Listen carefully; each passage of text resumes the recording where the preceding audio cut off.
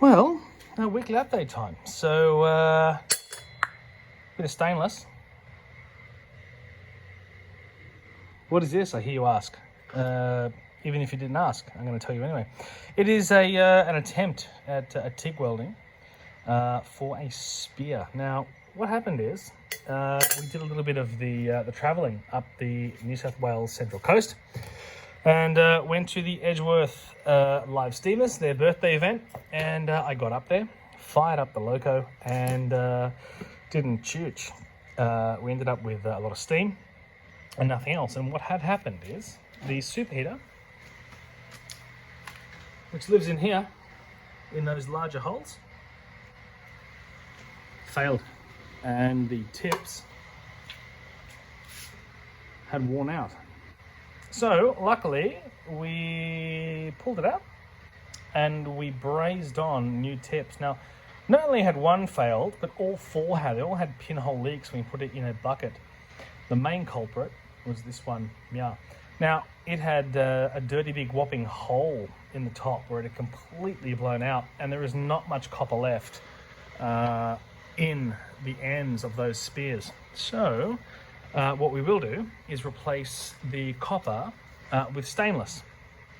So while I was there, I remachined the exhaust orifice right there and made that a little bit more different shape.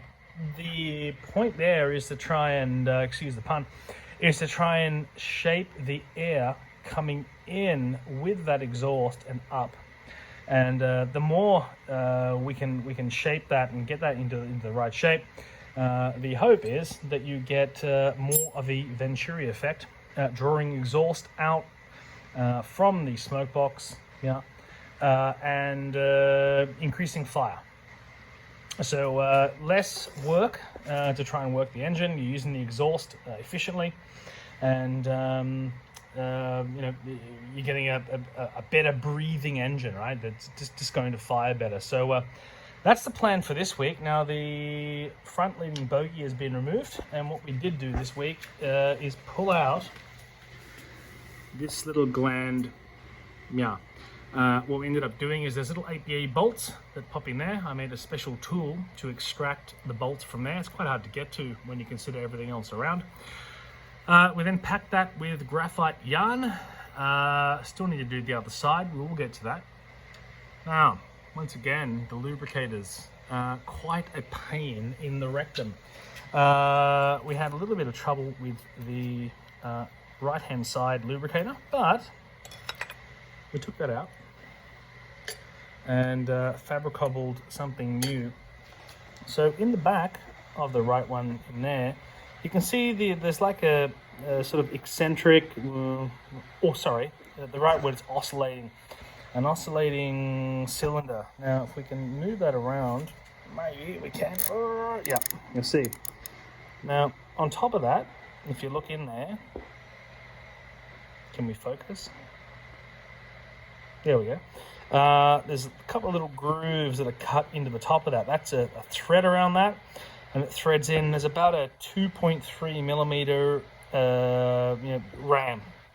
Now, the ram had dislodged itself from that brass section at the back right there. What we did is make a new one because it had worn itself out.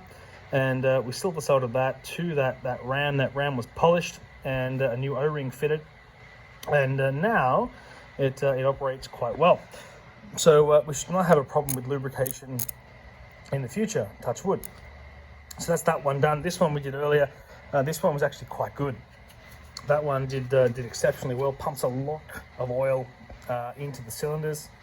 And that's all we can ask. Now, what we will do with these superheaters this time round is they're actually quite short, and when you pop them against the loco, probably sits about there, you'll try and focus, right, you'll notice that they probably don't extend well into the fire.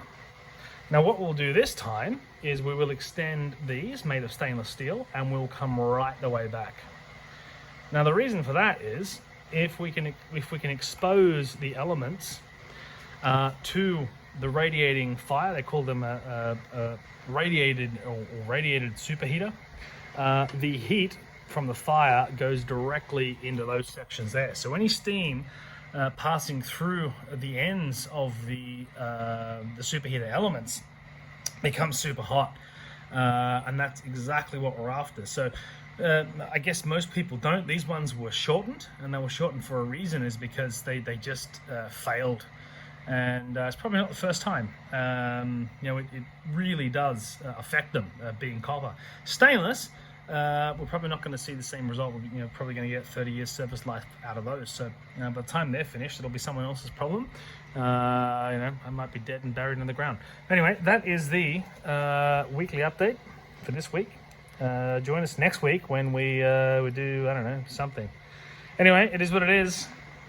Catch you on the flip side.